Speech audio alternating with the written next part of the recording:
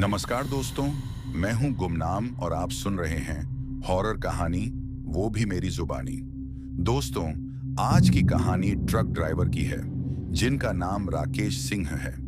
तो चलिए अब यह कहानी राकेश सिंह के नजरिए से सुनते हैं। लेकिन उससे पहले आप लोगों से एक शिकायत है। आप लोग स्टोरी को पूरा सुनते हैं लेकिन लाइक नहीं करते हैं। इस बार मैंने आप लोगों से बहुत उम्मीद लगाई है कि आप लोग अब की बार वीडियो को लाइक भी करेंगे और चैनल को सब्सक्राइब करके अपना सपोर्ट भी जरूर दिखाएंगे। तो अब ज्यादा समय नहीं लेते हैं, चलिए कहानी की शुरुआत करते हैं। मेरा नाम राकेश सिंह है। मैं कोई लेखक या कहानीकार नहीं हूं।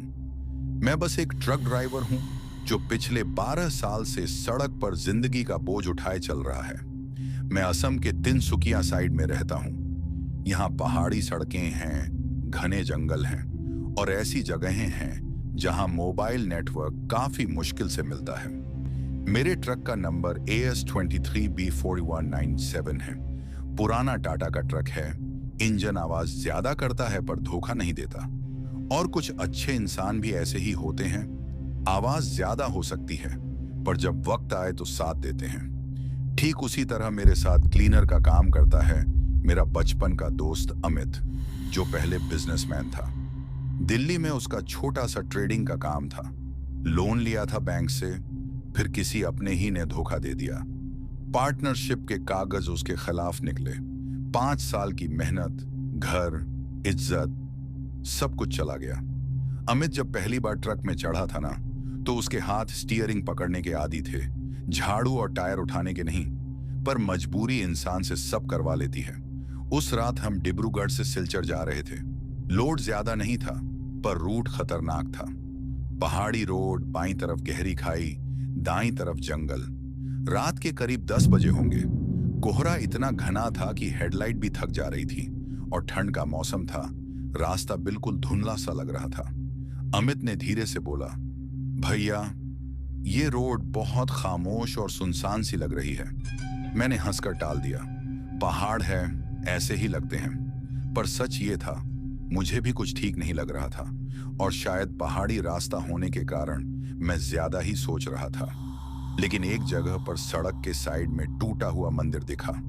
पुरानी सी मूर्ति आधी जमीन में ढंसी हुई।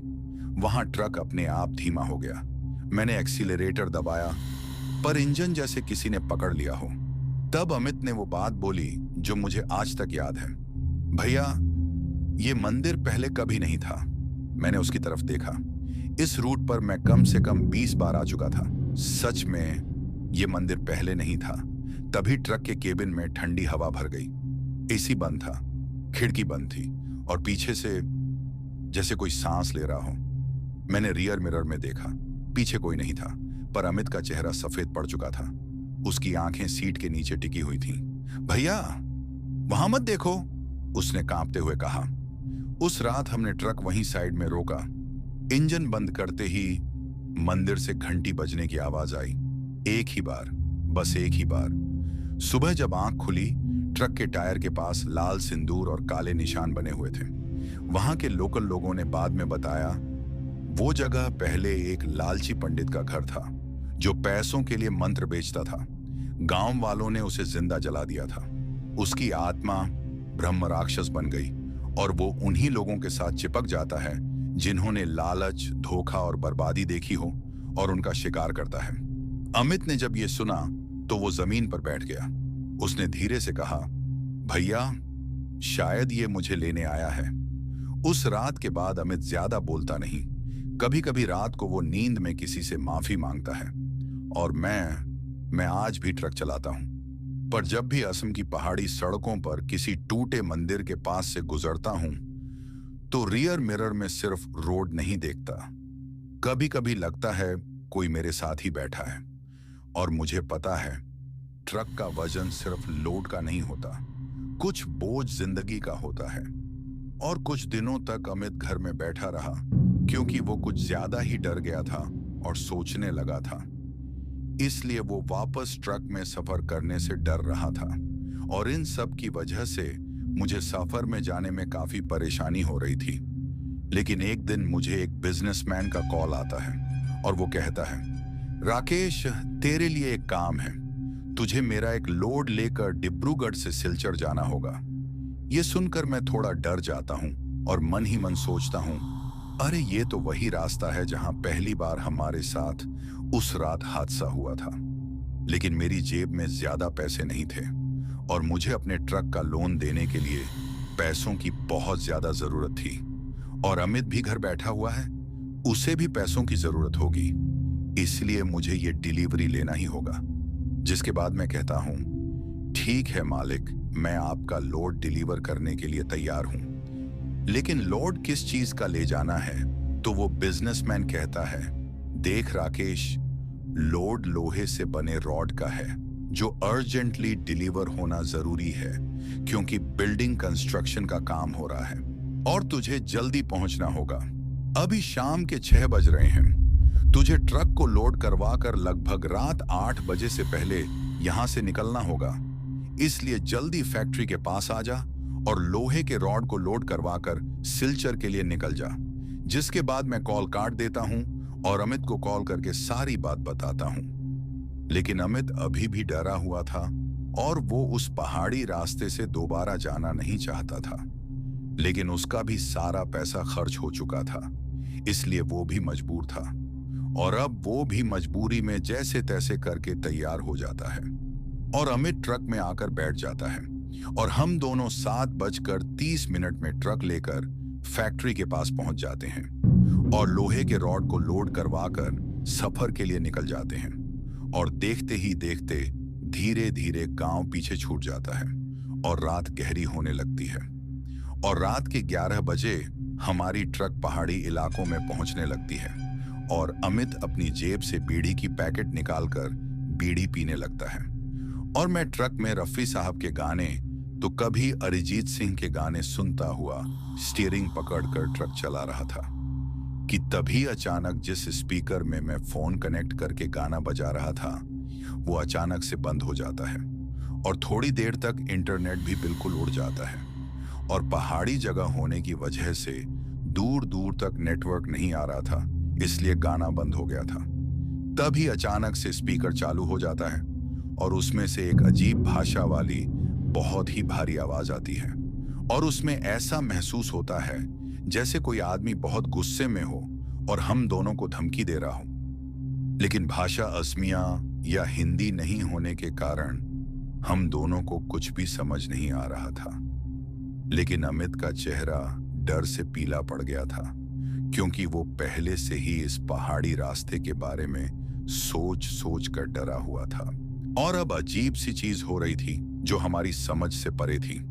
तभी अचानक वो आवाज बंद हो जाती है और नेटवर्क वापस आ जाता है और गाना बजना शुरू हो जाता है। और अमित कहता है, भैया आपने सुना ये कैसी आवाज थी? तो मैं जवाब देता हूं और अमित को कहता हूं, अमित, नेटवर्क उड़ गया था। ये इलेक्ट्रॉनिक चीज है, किसी गड़बड़ी की वजह से ये अनजान सी आवाज आ रही थी। तू ध्यान मत दे, इन सब बातों पर ध्यान मत दे। जिसके बाद मैं हिम्मत दिखाता हूं और सफर को जारी रखता हूं। लेकिन अचानक से मेरे फोन में कॉल आती है और मैं कॉल उठाने जाता हूं तो देखता हूं कॉल में कोई नाम नहीं है और अननोन नंबर है। इसलिए मैं कॉल इग्नोर करके ट्रक चलाने में ध्यान देता हूं। लेकिन कॉल बार बार आने लगती है, इसलिए मैं कॉल उठा लेता हूं और जैसे ही कान में लगाकर हेलो बोलता हूं तो उस तरफ से वही भारी गुस्से वाली आवाज सुनाई देती है जो मैंने और अमित ने स्पीकर में सुनी थी। और इस बार मैं इस आवाज को सुनकर और भी ज्यादा डर जाता हूं और मेरे शरीर का सारा रोंगटा खड़ा हो जाता है और अब मुझे भी समझ नहीं आ रहा था कि ये सब क्या हो रहा है। लेकिन अमित को ये सब पता नहीं था। वो मुझसे पूछता है, क्या हुआ भैया, किसका कॉल था? तो मैं अमित को डराना नहीं चाहता था, इसलिए मैं उससे कहता हूं, नहीं कुछ नहीं, कोई रॉन्ग नंबर था, तू छोड़, तू बीड़ी पी। और फिर मैं स्टीयरिंग पकड़कर ट्रक चलाने पर ध्यान देने लगता हूं। लेकिन मेरा सीना काफी भारी हो रहा था, जैसे कोई मुसीबत आने वाली हो। तभी थोड़ी देर के बाद मुझे बहुत जोर की नंबर 1 लग जाती है, यानी मुझे वॉशरूम जाना होता है। लेकिन आसपास सिर्फ पहाड़ और घना अंधेरा था और दूर दूर तक कोई ढाबा भी नहीं था। इसलिए मैं मजबूर हो गया और मैंने ट्रक को उस सुनसान पहाड़ी रास्ते के बीच रोक दिया। और अमित ने कहा, क्या हुआ भैया, आपने यहाँ ट्रक क्यों रोका है? तो मैं उसे बताता हूँ कि मुझे वॉशरूम जाना है, मुझे बहुत जोर का पेशाब लग गया है, इसलिए मैं ट्रक रोककर नीचे उतरकर पेशाब करने का सोच रहा हूँ। इसलिए तू यहीं ट्रक में रुक, मैं पेशाब करके अभी आता हूँ। लेकिन अमित कहता है, भैया लेकिन ऐसी जगह पर रुकना खतरे से खाली नहीं है। लेकिन मैं मजबूर था और ट्रक का गेट खोलकर उतर जाता हूँ और ट्रक से थोड़ा आगे साइड में जाकर पहाड़ के पास बैठ जाता हूँ और अपना काम करने लगता हूँ। तभी मुझे अमित की जोर की चीख सुनाई देती है और मैं जल्दी जल्दी करके वापस ट्रक की तरफ भागते हुए जाता हूँ तो देखता हूँ अमित बेहोश ट्रक की सीट में गिरा हुआ था और मैं हड़बड़ाकर उसे उठाता हूँ और उसके चेहरे पर बोतल से पानी निकालकर छिड़कता हूँ और वो उठ जाता है और उठकर चारों ओर देखने लगता है और उसकी आंखें फटी हुई नजर आती हैं, जैसे उसने कुछ ऐसा देख लिया हो जो इंसानों को कभी नहीं देखना चाहिए। और फिर अमित रोने लगता है और कहता है, भैया वो मुझे मार डालेगा, भैया जल्दी से ट्रक भगाओ यहाँ से वरना हमारी जान चली जाएगी। लेकिन मैं कहता हूं, क्या हुआ अमित, तू किसकी बात कर रहा है, कौन है जो तुझे मार डालेगा? तो वो आंखें बड़ी करके डरते हुए कहता है, भैया पहले तुम ट्रक की खिड़कियों के ग्लास जल्दी नीचे करो और पर्दा लगाओ। इसलिए मैं ट्रक की खिड़की के ग्लास नीचे कर देता हूं और अमित से पूछता हूं, हाँ अब बोल अमित, बता किसकी बात कर रहा है तू? तो वो कहता है, भैया जब तुम ट्रक से उतरकर गए थे तो उसके कुछ देर बाद एक लंबा सा आदमी ट्रक के बाहर आया और उसने ट्रक के गेट को खटखटाया।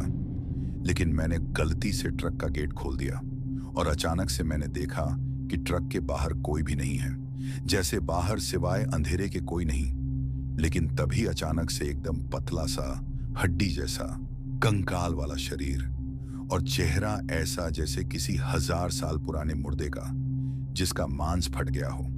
और उसका चेहरा किसी इंसान जैसा तो बिल्कुल नहीं था, वो दिखने में किसी जानवर से भी ज्यादा डरावना था। और उसकी लंबी लंबी उंगलियां थीं जिनमें बहुत ही तेज धार वाले नाखून थे और वो मुझ पर हमला कर देता है और मेरी गर्दन पकड़कर मेरे पेट में हमला करता है, जिसे देखकर मैं डर जाता हूं और उसी समय बेहोश हो जाता हूं। तभी आप आ जाते हो, जिसके बाद मैं भी सोचने लगता हूं कि क्या ये सच था या अमित का वहम। लेकिन उतने में मैं ट्रक के साइड मिरर में देखता हूं तो ठीक वही चेहरा जिसके बारे में अमित अभी बता रहा था वो ट्रक के पीछे से झांक रहा होता है और मैं जैसे ही देखता हूं वो गायब हो जाता है और मैं समझ जाता हूं कि अमित को कोई वहम नहीं हुआ है, वो सच बोल रहा है। जिसके बाद मैं जल्दी से ट्रक स्टार्ट करने की कोशिश करता हूं, लेकिन ट्रक स्टार्ट नहीं हो रहा था और इंजन ऐसा लग रहा था जैसे खराब हो गया हो। और ऐसी जगह और हालात में हम दोनों फंस गए थे जैसे आज हमारी आखिरी सफर और आखिरी रात हो। इंजन स्टार्ट नहीं हो रहा था, सेल्फ मार मार के मेरी कलाई दर्द करने लगी थी। डैशबोर्ड की लाइट जल रही थी पर इंजन अंदर से जैसे सांस लेना भूल गया हो। अमित मेरे बगल में बैठा था, बिल्कुल चुप, सिर्फ उसकी सांस तेज थी और आंखें खिड़की के बाहर चिपकी हुई। मुझे यहां से निकलना है भैया, उसने टूटती हुई आवाज में कहा। वो अभी भी यहीं है। मैंने फिर साइड मिरर देखा, कुछ नहीं, सिर्फ अंधेरा और कोहरा। पर मेरी छाती में अजीब सी जलन हो रही थी, जैसे कोई बिना हाथ लगाए ही गले को दबा रहा हो। तभी दूर जंगल के अंदर से एक धुंधली सी रोशनी दिखी, ना स्ट्रीट लाइट जैसी ना गाड़ी की हेडलाइट जैसी, बस जैसे दिया जल रहा हो। अमित, मैंने धीरे से कहा, वहां कुछ है? हम दोनों नीचे उतर गए।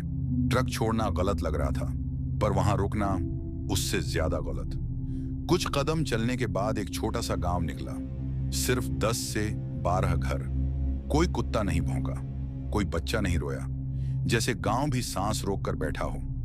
एक बूढ़ा आदमी चबूतरे पर बैठा था, सफेद दाढ़ी, नंगे पैर और माथे पर काला तिलक। उसने हमें देखते ही कहा, ट्रक रुक गया है ना? मेरे पैर वहीं जम गए। बाबा, आपको कैसे पता? मैंने पूछा। उसने मिट्टी पर लकड़ी से एक गोल दायरा बनाया और बोला, जब ब्रह्म राक्षस भूखा होता है तो लोहे का बोझ भी उसे रोक नहीं पाता। अमित गिरते गिरते बच गया। उसने मेरा हाथ पकड़ लिया। बाबा उठा, हमें अपने साथ एक झोपड़ी के अंदर ले गया। अंदर घुसते ही मुझे उल्टी आने जैसा लगा। हड्डी, नींबू, काले धागे और एक पुरानी सी तस्वीर जिसमें वही टूटा हुआ मंदिर था। वो पंडित, बाबा ने कहा, इस गांव का सबसे पढ़ा लिखा आदमी था, पर पैसों के लिए देवताओं को बेच दिया। जब लोगों ने उसे जलाया, उसने मरते वक्त सिर्फ एक बात बोली, जो धोखा देखेगा वो मेरा होगा। बाबा ने सीधा अमित की तरफ देखा। तुमने धोखा देखा है, वो बोला, इसलिए वो तुमसे बात कर रहा है। अमित रोने लगा, सच में रोने लगा। बाबा, मुझे माफ करा दो। वो जमीन पर बैठ गया। मैं गलत था, पर मैं किसी को नुकसान नहीं पहुंचाना चाहता। बाबा ने गहरी सांस ली। माफी के लिए कीमत देनी पड़ती है, उसने कहा, और ब्रह्म राक्षस के लिए कीमत हमेशा जिंदा होती है। मैंने पूछा, कौन सी कीमत? बाबा ने मेरी तरफ देखा। इस रात ट्रक में सिर्फ एक ही आदमी बैठेगा। मेरी सांस अटक गई। दो में से एक को यहीं रहना होगा, बाबा ने धीरे से कहा, जिंदा, पर इस रास्ते का हिस्सा बनकर। बाहर से अचानक घंटी बजने की आवाज आई, वही आवाज जो पहली रात आई थी। बाबा ने दिया बुझा दिया। वो आ गया है, उसने कहा, अब फैसला तुम्हारा है। मैंने अमित की तरफ देखा। अमित मुझे देख रहा था और मुझे समझ आ गया, इस रात का बोझ ट्रक का नहीं है, इस रात का बोझ जिंदगी का हिसाब है। बाबा ने हम दोनों को झोपड़ी के बाहर निकाल दिया। आग की धूनी बीच में जल रही थी। उसकी लाल रोशनी में पेड़ों के साए हिल रहे थे, जैसे कोई चल रहा हो पर पैर जमीन पर पड़ ही नहीं रहे हों। बाबा ने लकड़ी से जमीन पर दो अलग अलग दायरे बना दिए। तुम यहां बैठो, उसने अमित को दायरा दिखाते हुए कहा। फिर मेरी तरफ देखा। तुम वहां। हम दोनों के बीच कम से कम 10 कदम का फासला था, पर मुझे लगा जैसे अमित मुझसे हजारों मील दूर हो। बाबा ने जेब से एक पुरानी घड़ी निकाली। डायल पर नंबर घिस चुके थे। सुइयां कांपती हुई चल रही थीं। 30 मिनट, बाबा ने कहा, ना एक ज्यादा ना एक कम। 30 मिनट में जो यहां रहने को तैयार होगा, ब्रह्म राक्षस उसे छोड़ देगा और दूसरे को ले जाएगा। मेरे कान में सिर्फ एक शब्द गूंज रहा था, ले जाएगा। अमित ने मेरी तरफ देखा। उसकी आंखों में पहली बार बिजनेस वाला अमित नहीं था। वहां सिर्फ एक थका हुआ आदमी था जो सब कुछ हार चुका था। तभी जंगल के अंदर से आवाज आई। पहले लगा हवा है, फिर लगा किसी ने लकड़ी तोड़ी है, फिर जैसे कोई नाम ले रहा हो, अमित। अमित का शरीर एकदम सख्त हो गया। उसने दोनों हाथ कान पर रख लिए। भैया, वो मुझे बुला रहा है, उसने रोते हुए कहा। वो मेरी गलतियों का नाम ले रहा है। मुझे कुछ सुनाई नहीं दे रहा था, पर मुझे महसूस हो रहा था जैसे कोई मेरे पीछे खड़ा है, बिल्कुल पास। बाबा ने आंखें बंद कर ली। वो सिर्फ उससे बात करेगा जिसका बोझ भारी है। अमित की सांस और तेज हो गई। वो अपने दायरे के अंदर ही आगे पीछे हिलने लगा। उसने कहा, अमित बोलता गया, कि मैं झूठा हूं, कि मैंने कागज पर दस्तखत करते वक्त सब समझ लिया था, पर फिर भी लालच में आंखें बंद कर ली थी। मेरा सीना भारी हो गया। ये बात अमित ने कभी मुझे नहीं बताई थी।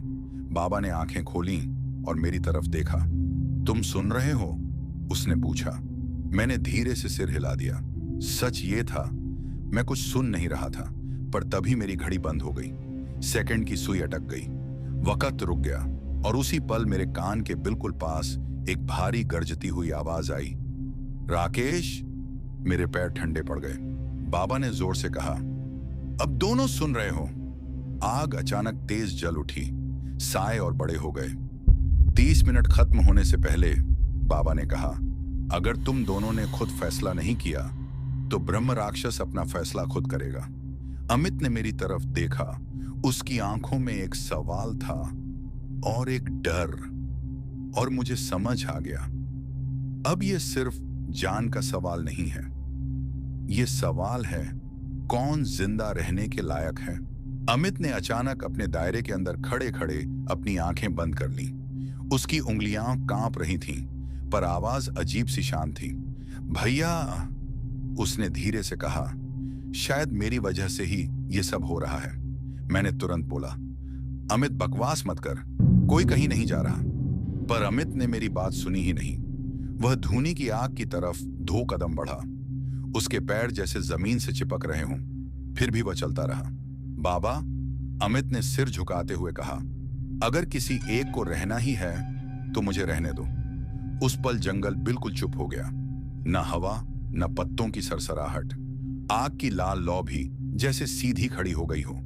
बाबा ने आंखें खोलकर अमित को देखा। उसके चेहरे पर ना दया थी, ना गुस्सा। सोच समझ के बोल, बाबा ने कहा, यह कुर्बानी कहानियों जैसी नहीं होती। अमित ने सिर उठाया। उसकी आंखों में आंसू थे, पर डर से ज्यादा थकान थी। मैंने लोन के कागज समझ के साइन किए थे, वह बोलता गया। पर फिर भी मैंने सोचा, चल जाएगा, पैसा आ ही जाएगा। उसकी आवाज भर्रा गई। पर जब धोखा हुआ ना भैया, तो मुझे लगा जैसे किसी ने मेरी रीढ़ तोड़ दी हो। तभी धूनी के पीछे अंधेरे से वह आवाज फिर आई। अब समझ आया। इस बार आवाज ज्यादा पास थी, बहुत पास। मैंने देखा अमित के पीछे जमीन पर एक लंबी सी छाया बन रही थी, जो उसके कदमों के साथ साथ हिल रही थी। पर अमित के पैर हिल ही नहीं रहे थे। बाबा ने अपनी लाठी जमीन पर जोर से मारी। बस, अपनी जान देने से काम नहीं बनेगा, बाबा ने कहा। ब्रह्म राक्षस शरीर नहीं, स्वीकृति चाहता है। अमित हिचकिचा गया। स्वीकृति किस बात की? आग अचानक भड़क उठी और उस आग के बीच मुझे कुछ दिखा, जैसे किसी इंसान का अधूरा चेहरा जिसकी आंखें नहीं थीं। आवाज फिर आई, इस बार बिल्कुल सीधी, जो तूने किया उसे सही मान। अमित के हाथ कांपने लगे। भैया, उसने मेरी तरफ देखा। वह कह रहा है कि मैं मान लूं कि मैं गलत था ही नहीं। मेरा दिमाग सुन्न पड़ गया। बाबा ने धीरे से कहा, समझे, यह कुर्बानी जान की नहीं है। बाबा ने आगे कहा, यह कुर्बानी इंसानियत की है। मान लो कि तुमने जो किया वह गलत नहीं था और वह तुम्हें छोड़ देगा। अमित की सांस अटक गई। पर अगर मैं यह मान लूं, उसने कांपते हुए कहा, तो मैं अपनी गलती कभी माफ नहीं कर पाऊंगा। जंगल से हल्की सी हंसी आई, बहुत हल्की, पर कान चीर देने वाली। और तभी मुझे महसूस हुआ कि आग के उस पार कोई और भी खड़ा है। सिर्फ अमित के लिए नहीं, मेरे लिए भी। आग अचानक एकदम सीधी ऊपर उठ गई, जैसे किसी ने हवा को पकड़कर आग के अंदर धकेल दिया हो। जंगल से पैरों के घिसने की आवाज आई, पर पैर दिखाई नहीं दे रहे थे। सिर्फ जमीन पर निशान बनते जा रहे थे। बाबा ने जोर से चिल्लाया, दायरे से बाहर मत आना। पर अमित अब दायरे के बीच में खड़ा भी नहीं था। वह जैसे खुद ही ऊपर उठ रहा हो। उसके पैर धीरे धीरे जमीन से अलग हो गए। भैया, उसकी आवाज फट गई। भैया, मुझे पकड़ लो। मैंने एक कदम आगे बढ़ाया, पर मेरी टांगें हिल ही नहीं रही थीं, जैसे किसी ने मेरी रीढ़ में बर्फ भर दी हो। तभी अंधेरे से पूरा रूप निकला। वह इंसान जैसा था, पर इंसान नहीं था।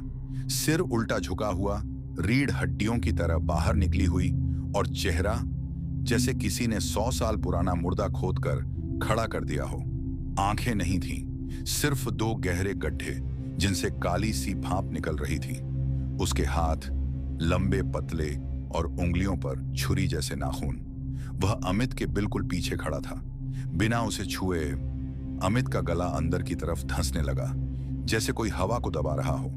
अमित की चीख जंगल में गूंज उठी, भाई या, और फिर आवाज कट गई, बिल्कुल ऐसे जैसे किसी ने रेडियो बंद कर दिया हो। अमित का शरीर एक झटके के साथ सीधा ऊपर उठ गया और अगले ही पल अंधेरे के अंदर खींचा चला गया। ना खून गिरा, ना हड्डियां टूटी, सिर्फ जमीन पर गहरे घिसने के निशान और अमित की एक चप्पल रह गई। जंगल फिर से चुप हो गया। आग अपने आप धीमी पड़ गई।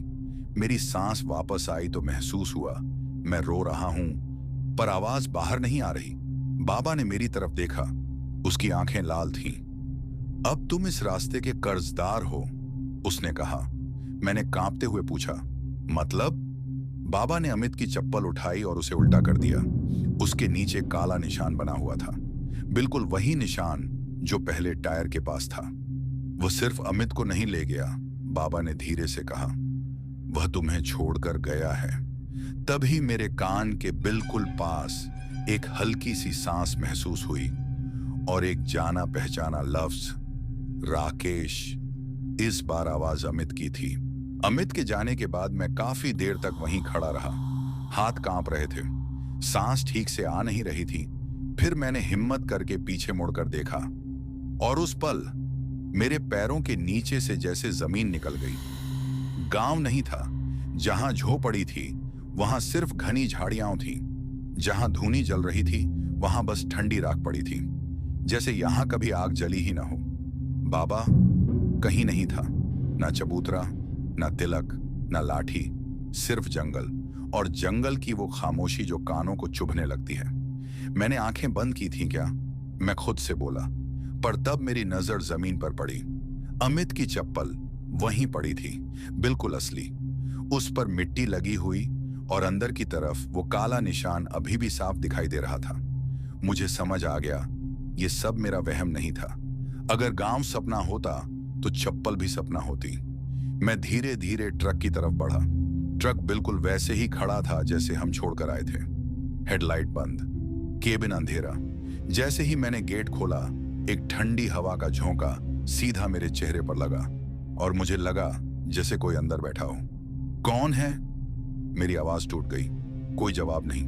मैं केबिन में चढ़ा। सीट खाली थी, अमित की जगह खाली। पर जब मैंने स्टीयरिंग पकड़ी तो महसूस हुआ जैसे स्टीयरिंग पहले से गर्म है, जैसे अभी अभी किसी और के हाथ लगे हों।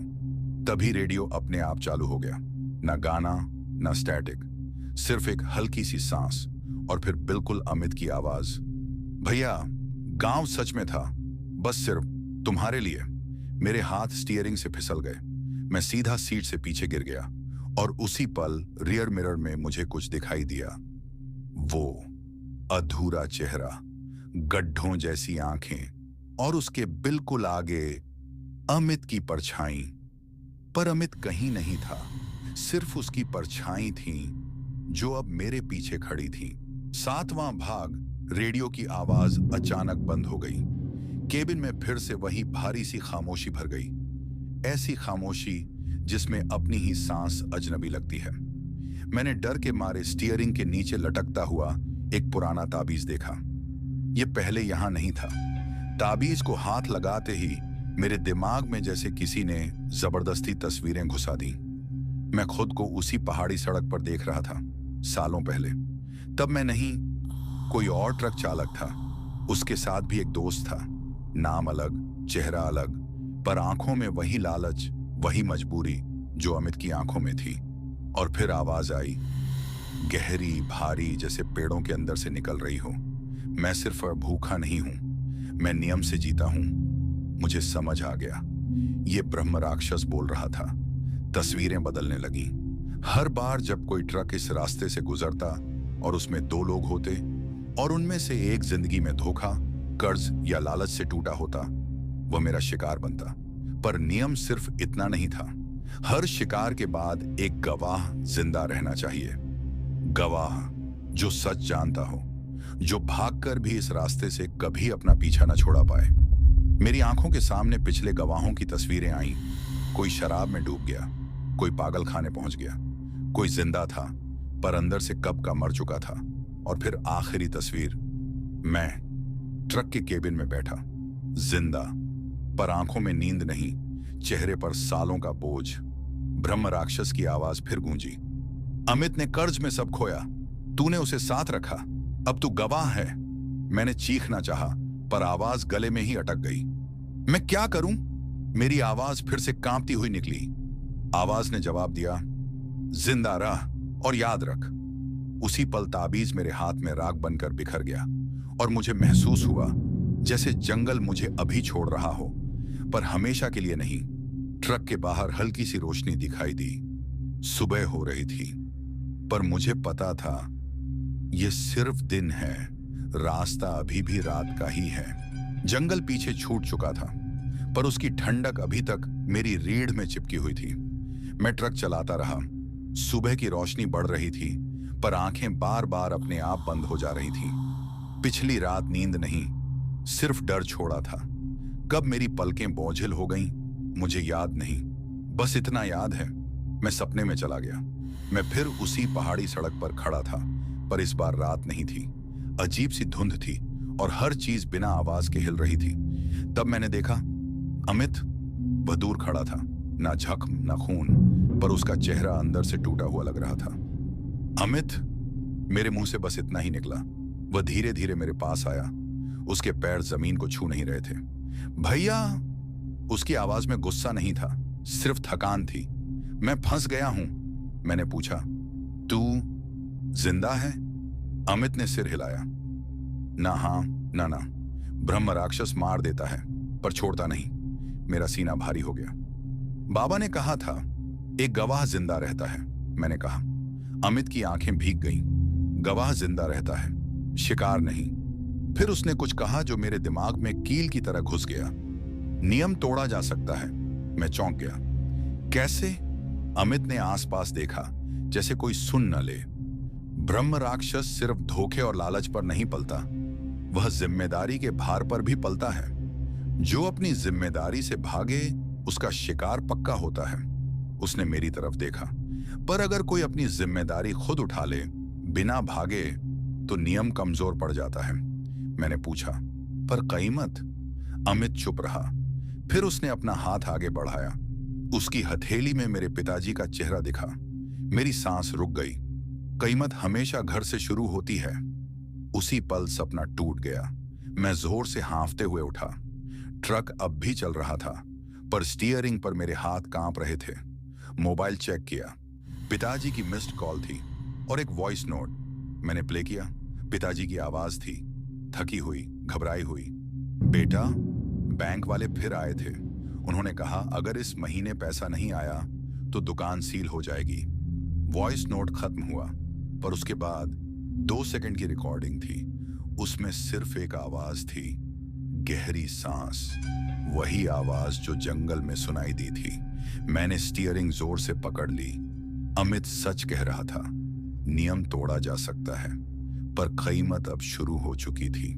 टीवी की स्क्रीन झिलमिलाकर रुक गई। अमित का चेहरा वहीं अटका रहा।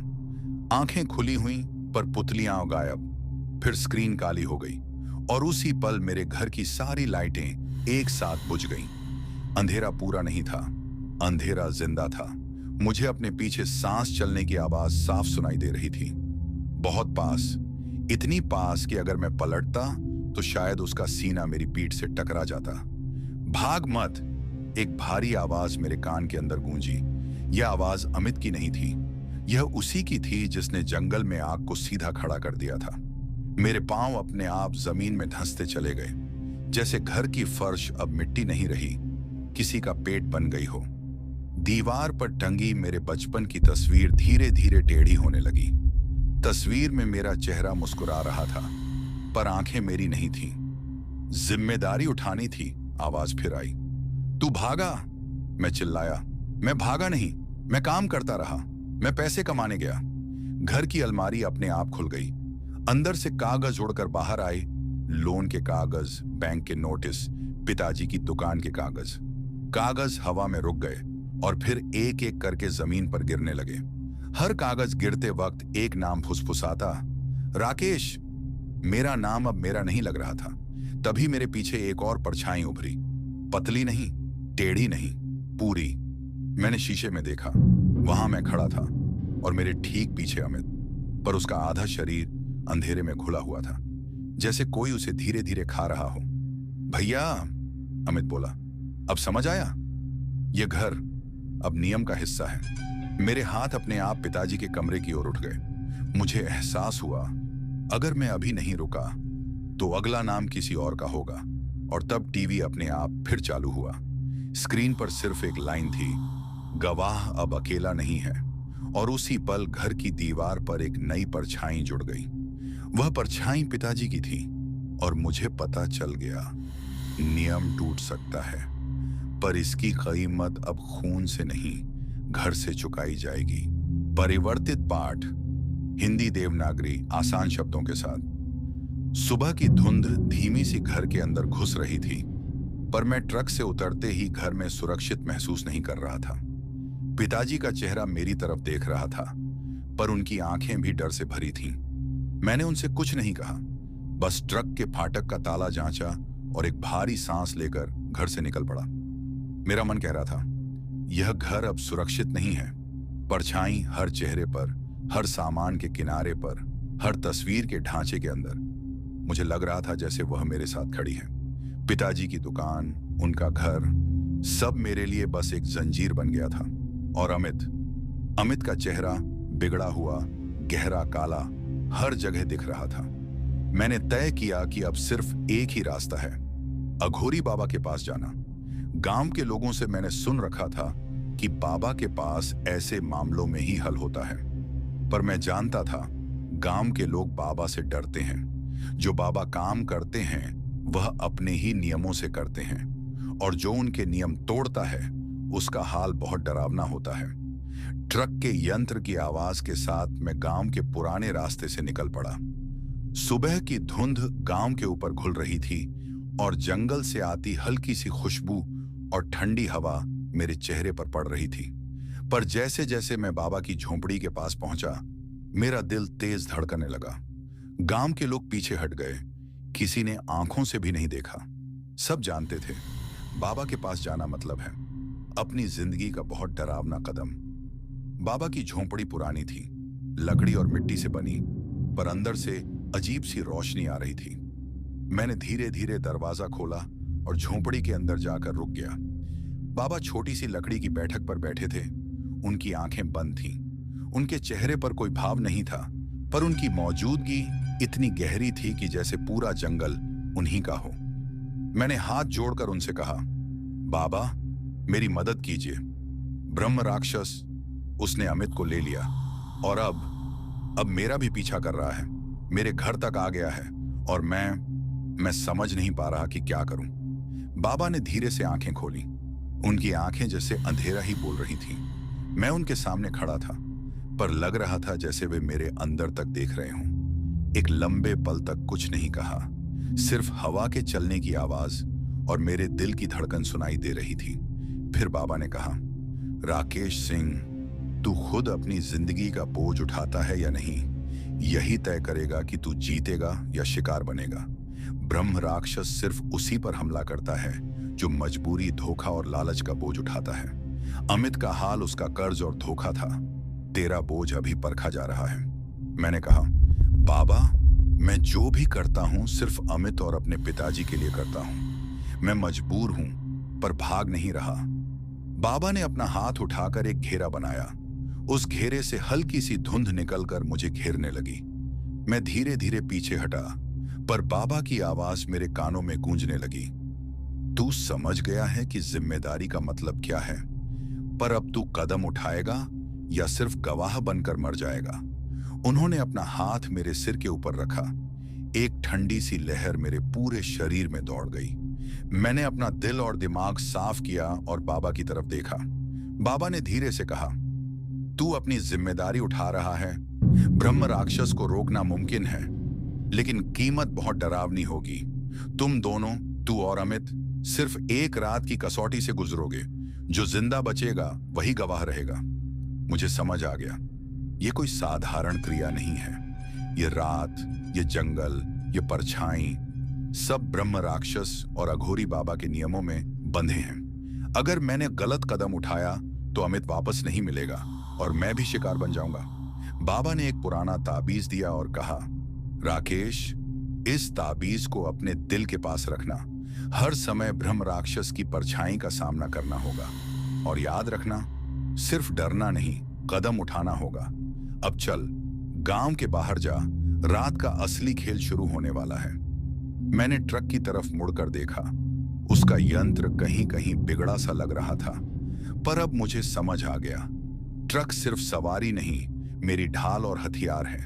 रास्ते में जो भी होगा, जंगल की परछाइयां और ब्रह्म राक्षस की असली कसौटी, सब अब शुरू हो रहा था। रात के अंधेरे में गांव के बाहर खड़े होकर बाबा ने ट्रक के पास आते ही एक छोटा सा मंडल बनाया, मिट्टी और पुराने पत्थरों से बना हुआ, और मंडल के बीच में एक छोटा सा दिया जलाया। हवा में हल्की सी खुशबू थी, धुआं और पुराने जादू की महक। बाबा ने हाथ उठाकर कहा, राकेश, यह रात तुम्हारी और ब्रह्म राक्षस की असली परीक्षा है। मैं तुम्हारी मदद करूंगा, पर तुम्हें खुद अपनी हिम्मत और जिम्मेदारी दिखानी होगी। मैंने ट्रक का यंत्र बंद किया और धीरे धीरे बाबा के पास गया। उन्होंने एक ताबीज दिया और कहा, इसे अपने दिल के पास रखना। इससे ब्रह्म राक्षस की परछाई को थोड़ी देर के लिए रोका जा सकता है, पर याद रखना, एक भी गलत कदम, डर का एक भी पल तुम्हें शिकार बना देगा। बाबा ने अपनी आंखें बंद करके मंत्र बोलना शुरू किया। उनकी आवाज धीमी पर गहरी थी, जैसे जंगल की हर चीज उसी में गूंज रही हो। मिट्टी की धुंध और पत्थरों की गुनगुनाहट एक अजीब सी कंपन पैदा कर रही थी और ट्रक की परछाई धीरे धीरे हिलने लगी। तभी मैंने देखा, अमित का बिगड़ा हुआ चेहरा ट्रक की परछाई में उभर आया, जैसे ब्रह्म राक्षस उसका रूप लेकर मेरे सामने खड़ा हो। मुझे पता था परीक्षा शुरू हो चुकी है। अगर मैं घबरा गया या गलत कदम उठाया तो अमित कभी वापस नहीं आएगा। बाबा ने हाथ उठाकर मुझसे कहा, राकेश, अब मंत्र की शक्ति तुम्हारे अंदर आ रही है। ट्रक का यंत्र, तुम्हारी हिम्मत और तुम्हारा दिल, यही तीन चीजें तुम्हें इस रात जिंदा रखेंगी। पर याद रखना, ब्रह्म राक्षस सिर्फ शिकार नहीं करता, वह दिमाग से खेलने का खेल भी खेलता है। हर भ्रम, हर परछाई, हर आवाज, सब उसी का हिस्सा है। मैं ट्रक के अंदर बैठ गया, ताबीज को अपने दिल के पास रखा, यंत्र चालू किया और जैसे ही ट्रक चलने लगा, परछाई भी उसी रफ्तार से चलने लगी। बाबा के मंत्रों की कंपन के साथ ट्रक की कंपन मिल गई और मुझे महसूस हुआ थोड़ा सा काबू अब मेरे हाथ में आ गया है। पर रात अभी और लंबी थी। हर मोड़, हर घुमाव पर ब्रह्म राक्षस की परछाई मेरे सामने और ज्यादा साफ दिखने लगी। अमित का बिगड़ा हुआ चेहरा कभी खिड़की में, कभी पीछे देखने वाले शीशे में, कभी ट्रक के अंदर मेरे पास, हर जगह दिखाई दे रहा था। मुझे समझ आ गया, इस क्रिया ने मुझे ताकत दी है, पर असली लड़ाई अब शुरू हुई है। और जैसे ही मैंने रफ्तार बढ़ाई, ट्रक की रोशनी में परछाई अचानक गायब हो गई और सामने सिर्फ एक चेहरा रह गया। अमित का असली चेहरा, डर से भरा हुआ पर जिंदा। बाबा की आवाज मेरे कानों में गूंज रही थी, राकेश, अब तुम्हारी परीक्षा है। नियम तोड़ने का मौका तुम्हें नहीं मिलेगा। सिर्फ हिम्मत और पूरा ध्यान ही तुम्हें शिकार बनने से बचा सकता है। रात के अंधेरे में गांव के बाहर खड़े होकर बाबा ने ट्रक के पास आते ही एक छोटा सा मंडल बनाया, मिट्टी और पुराने पत्थरों से बना हुआ, और मंडल के बीच में एक छोटा सा दिया जलाया। हवा में हल्की सी खुशबू थी, धुआं और पुराने जादू की महक। बाबा ने हाथ उठाकर कहा, राकेश, यह रात तुम्हारी और ब्रह्म राक्षस की असली परीक्षा है। मैं तुम्हारी मदद करूंगा, पर तुम्हें खुद अपनी हिम्मत और जिम्मेदारी दिखानी होगी। मैंने ट्रक का यंत्र बंद किया और धीरे धीरे बाबा के पास गया। उन्होंने एक ताबीज दिया और कहा, इसे अपने दिल के पास रखना। इससे ब्रह्म राक्षस की परछाई को थोड़ी देर के लिए रोका जा सकता है, पर याद रखना, एक भी गलत कदम, डर का एक भी पल तुम्हें शिकार बना देगा। बाबा ने अपनी आंखें बंद करके मंत्र बोलना शुरू किया। उनकी आवाज धीमी पर गहरी थी, जैसे जंगल की हर चीज उसी में गूंज रही हो। मिट्टी की धुंध और पत्थरों की गुनगुनाहट एक अजीब सी कंपन पैदा कर रही थी और ट्रक की परछाई धीरे धीरे हिलने लगी। तभी मैंने देखा, अमित का बिगड़ा हुआ चेहरा ट्रक की परछाई में उभर आया, जैसे ब्रह्म राक्षस उसका रूप लेकर मेरे सामने खड़ा हो। मुझे पता था परीक्षा शुरू हो चुकी है। अगर मैं घबरा गया या गलत कदम उठाया तो अमित कभी वापस नहीं आएगा। बाबा ने हाथ उठाकर मुझसे कहा, राकेश, अब मंत्र की शक्ति तुम्हारे अंदर आ रही है। ट्रक का यंत्र, तुम्हारी हिम्मत और तुम्हारा दिल, यही तीन चीजें तुम्हें इस रात जिंदा रखेंगी। पर याद रखना, ब्रह्म राक्षस सिर्फ शिकार नहीं करता, वह दिमाग से खेलने का खेल भी खेलता है। हर भ्रम, हर परछाई, हर आवाज, सब उसी का हिस्सा है। मैं ट्रक के अंदर बैठ गया, ताबीज को अपने दिल के पास रखा, यंत्र चालू किया, और जैसे ही ट्रक चलने लगा, परछाई भी उसी रफ्तार से चलने लगी।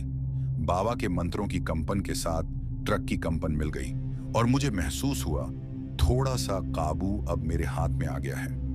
पर रात अभी और लंबी थी। हर मोड़, हर घुमाव पर ब्रह्म राक्षस की परछाई मेरे सामने और ज्यादा साफ दिखने लगी। अमित का बिगड़ा हुआ चेहरा कभी खिड़की में, कभी पीछे देखने वाले शीशे में, कभी ट्रक के अंदर मेरे पास, हर जगह दिखाई दे रहा था। मुझे समझ आ गया, इस क्रिया ने मुझे ताकत दी है, पर असली लड़ाई अब शुरू हुई है। और जैसे ही मैंने रफ्तार बढ़ाई, ट्रक की रोशनी में परछाई अचानक गायब हो गई और सामने सिर्फ एक चेहरा रह गया। अमित का असली चेहरा, डर से भरा हुआ पर जिंदा। बाबा की आवाज मेरे कानों में गूंज रही थी, राकेश, अब तुम्हारी परीक्षा है। नियम तोड़ने का मौका तुम्हें नहीं मिलेगा। सिर्फ हिम्मत और पूरा ध्यान ही तुम्हें शिकार बनने से बचा सकता है। परिवर्तित पाठ, हिंदी देवनागरी, आसान शब्दों के साथ। रात का अंधेरा पूरे गांव के ऊपर छाया हुआ था। ट्रक का यंत्र हल्की सी गूंज के साथ चल रहा था, पर अब मैं सिर्फ गाड़ी की आवाज नहीं सुन रहा था। मेरा दिल तेज तेज धड़क रहा था और हर परछाई, जो पहले ट्रक के अंदर सिर्फ मेरा डर थी, अब चारों तरफ हिल रही थी। बाबा ने मंत्र बोलते हुए ट्रक के पास एक सुरक्षा का घेरा बनाया था और मैंने अपने हाथ उस ताबीज पर रखे हुए थे। पर जैसे ही ब्रह्म राक्षस ने अपनी असली ताकत दिखाई, बाबा के हाथ से मंत्र का असर धीरे धीरे छूटने लगा। मैंने देखा कि बाबा के हाथ थोड़े से कांप रहे थे और उनकी आंखें पूरी तरह खुल गई थीं, पर उनके चेहरे पर सिर्फ एक ही भाव था, अब समय खत्म है। ब्रह्म राक्षस की पहले जैसी परछाई ट्रक के बाहर से अंदर घुस आई, पर इस बार परछाई का आकार और गुस्सा इतना ज्यादा था कि ट्रक की छत हिलने लगी। और फिर एक ही पल में, जैसे ही बाबा ने आखिरी चेतावनी दी, परछाई ने उन पर हमला कर दिया। बाबा ने तुरंत एक सुरक्षा मंत्र बोलने की कोशिश की, पर ब्रह्म राक्षस का हमला बहुत तेज था। मैंने देखा, बाबा के हाथ से रोशनी निकल रही थी, पर परछाई उन्हें पकड़कर ऊपर उठा ले गई और एक ही पल में घास, मिट्टी और हवा के बीच गायब हो गई। उनकी जोर की चीख अब भी मेरे कानों में गूंज रही थी, पर अब असली रूप में बाबा वहां नहीं थे। मेरा दिल जैसे रुक सा गया। ट्रक के यंत्र की आवाज भी मानो धीमी पड़ गई। मैंने पीछे मुड़कर देखा, कोई नहीं, बस परछाई और वहीं बिगड़ा हुआ गहरा काला चेहरा जो अमित के रूप में मेरी तरफ देख रहा था। मुझे समझ आ गया, अब बाबा नहीं है, कोई मदद नहीं है और ब्रह्म राक्षस की परीक्षा अब सीधे मुझे ही देनी है। मैंने ताबीज को अपने दिल के पास रखा और स्टीयरिंग पकड़ ली। ट्रक का यंत्र धीरे धीरे जोर से गड़गड़ाने लगा।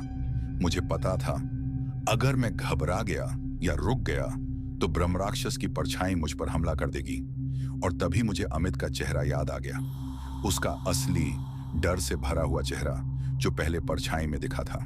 हर मोड़ पर, हर घुमाव पर परछाई हिल रही थी, जैसे पूरा जंगल मेरी ही तरह चल रहा हो। हर पेड़ की परछाई में, हर पत्थर के किनारे वही बिगड़ा हुआ चेहरा। मुझे पता था, अब कोई और रास्ता नहीं है। रात की असली परीक्षा शुरू हो चुकी थी। मैंने अपने दिमाग को साफ किया, अपनी सांसों को काबू में किया, ट्रक की रफ्तार धीरे धीरे बढ़ाई। परछाई मेरी गति और हर हरकत की नकल कर रही थी और हर पल वह ट्रक के आगे या पीछे आकर हमला करने की कोशिश कर रही थी। हर भ्रम में अमित का बिगड़ा हुआ चेहरा मुझे उलझा रहा था। कब असली अमित का चेहरा है और कब ब्रह्म राक्षस का धोखा, यह समझ पाना मुश्किल हो गया था। मुझे पता था, एक भी गलती का मतलब अमित का शिकार और मेरा भी शिकार। फिर मैंने एक खतरनाक कदम उठाया, ट्रक की रोशनी को तेज रोशनी पर कर दिया। परछाई पहले उलझ गई, फिर और तेज हो गई, पर इसी उलझन का फायदा उठाकर मैंने ट्रक की ताकत और स्टीयरिंग का पूरा काबू अपनी हिम्मत से संभाल लिया। मुझे महसूस हुआ, यह परीक्षा मेरी सोच, मेरे शरीर और मेरी आत्मा की ताकत जांच रही है। और जैसे ही मैं एक तेज मोड़ से ट्रक घुमाता हूं, ब्रह्म राक्षस की परछाई थोड़ी धीमी पड़ जाती है। मुझे समझ आ गया, परछाई सिर्फ मेरे डर और हिचकिचाहट से ताकतवर है, और जब मैं साफ सोच और निडर होता हूं, तब वह कमजोर पड़ जाती है। मेरा दिल जोर जोर से धड़क रहा था, आंखें सूखी थीं, हाथ कांप रहे थे, पर मैंने तय कर लिया, अब मैं सिर्फ जिंदा नहीं बचूंगा। मैंने ट्रक की रफ्तार और बढ़ाई, तेज गति में रात की घनी परछाइयों के बीच एक साहसी चाल चली, जिसमें ब्रह्म राक्षस की परछाई ट्रक से टकरा गई और एक तेज चीख के साथ गायब हो गई। थोड़ी देर के लिए, पर मुझे पता था यह बस थोड़ी देर के लिए है। ब्रह्म राक्षस वापस आएगा और रात अभी पूरी तरह शुरू ही हुई है। ताबीज अचानक इतना गर्म हो गया कि मेरी उंगलियां सुन्न सी पड़ने लगी, पर मैंने उसे छोड़ा नहीं। उस छोटी सी चीज में बाबा की पूरी ताकत बंधी हुई थी। जंगल बिल्कुल शांत था, ना हवा ना पत्तों की आहट, जैसे पूरी रात ने सांस रोक रखी हो। तब अचानक हवा के बीच बाबा की आवाज दोबारा सुनाई दी, लेकिन इस बार वह कमजोर नहीं थी, वह तय कर चुकी आवाज थी। बेटा, ब्रह्म राक्षस को मारा नहीं जा सकता, उसे सिर्फ रोका जा सकता है, और उसके लिए किसी को उसके साथ बांधना पड़ता है। मेरी आंखों के सामने जंगल का अंधेरा हिलने लगा, परछाइयां इकट्ठी होने लगीं, और बीच में बाबा खड़े थे। उनके पैर जमीन पर थे, पर उनका जिस्म धीरे धीरे धुएं सा बन रहा था। मैं जानता था एक दिन यह रात आएगी, बाबा बोले, इसलिए तुझे सिर्फ गाड़ी चलाना नहीं, डर से लड़ना सिखाया था। ब्रह्म राक्षस की भयानक चीख पूरे जंगल में गूंज उठी। वह बाबा को अपनी तरफ खींच रहा था। मैंने चीख कर कहा, बाबा, मैं आता हूं, मैं आपको नहीं छोड़ सकता। बाबा मुस्कुराए। वह आखिरी मुस्कान थी। गांव में बच्चे सो रहे हैं, माँ बाप भरोसा करके आंखें बंद किए हुए हैं। अगर तू रुका तो सुबह नहीं होगी। ताबीज से तेज रोशनी निकली। उस रोशनी ने बाबा और ब्रह्म राक्षस दोनों को घेर लिया। बाबा ने आखिरी मंत्र पढ़ा। इस बार उनके हाथ नहीं कांप रहे थे। जमीन थरथरा उठी। जंगल के बीच एक गहरा गड्ढा बना और अंधेरा उसके अंदर खींचने लगा। ब्रह्म राक्षस जोर जोर से चिल्ला रहा था, पर उसकी आवाज धीरे धीरे कम होती चली गई, और फिर सब कुछ शांत। ना परछाई, ना चीख, ना हवा, बस जंगल और मैं। सुबह की पहली रोशनी पेड़ों के बीच से निकली। चिड़िया बोली। रात खत्म हो चुकी थी। मैं चुपचाप ट्रक गांव की तरफ ले आया। गांव बिल्कुल ठीक था, लोग जिंदा थे, बच्चे हंस रहे थे, पर बाबा कभी वापस नहीं आए। मैं आज भी वह ताबीज पहने रखता हूं। अब वह गर्म नहीं होता। कभी कभी रात को जंगल की तरफ देखता हूं तो लगता है जैसे कोई वहां खड़ा मुस्कुरा रहा हो, और तब मुझे समझ आता है, कुछ लोग कहानी का हीरो बनकर नहीं जीते, वह कहानी को जिंदा रखने के लिए खुद खत्म हो जाते हैं। तो मेरे प्यारे दोस्तों, आज की यह डरावनी और सच्ची कहानी खत्म होती है, लेकिन मैं इस चैनल में आप लोगों के लिए हर दिन एक अनोखी और सच्ची ट्रक ड्राइवर की आप बीती और कहानी लेकर आता हूं। लेकिन आप लोगों से मेरी एक रिक्वेस्ट है, प्लीज हमें सपोर्ट करने के लिए हमारे इस वीडियो को लाइक करके चैनल को सब्सक्राइब कर लीजिए। और अगर आप भी अपना नाम नेक्स्ट वीडियो में अनाउंस करवाना चाहते हो तो इस वीडियो के कमेंट सेक्शन में अपना नाम लिख दीजिए, और हम लोग मिलते हैं नेक्स्ट वीडियो में एक नए और डरावनी कहानी के साथ। तब तक अलविदा।